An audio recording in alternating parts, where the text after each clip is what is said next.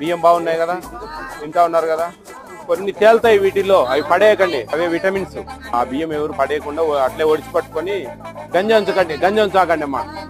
సరి పోసుకొని ఉడకబెట్టండి, గంజి ఉంచొద్దండి. గంజి ఉంచడం వల్ల ఆ విటమిన్స్ అన్ని వెళ్ళిపోతాయి. మోకాలు నొప్పులు, రక్తహీనత అనేది లేకుండా మంచి వెన్నుముక బలం ఏర్పడుతుంది, ఎముకలకు బలం వస్తుంది. అందుకు ప్రభుత్వం అదే పనిగా కలుపుతుంది. 50 కేజీల బ్యాగులో 500 గ్రాములు కలుపుతుంది, కిలోకి 10 గ్రాములు వస్తాయి. కాబట్టి అవి కడిగినప్పుడు కొంచెం తేలుతాయి లైట్, కొన్ని అన్ని తేలవు. అవి మళ్ళీ అట్లే వేసుకోండి లోపల, అవి పడేయకండి. ప్లాస్టిక్ బియ్యం, రబ్బర్ బియ్యం అవి కాదు, చాలా మంచి బియ్యం, ఆరోగ్యం కోసమని. ఆ బియ్యం కిలో 65 రూపాయలు అవుతాయి, ఈ 38 రూపాయలు అవుతాయి. ఈ బియ్యం 38 రూపాయలు పెట్టి ప్రభుత్వం కొంటా ఉంది మనకి ఇవ్వడానికి.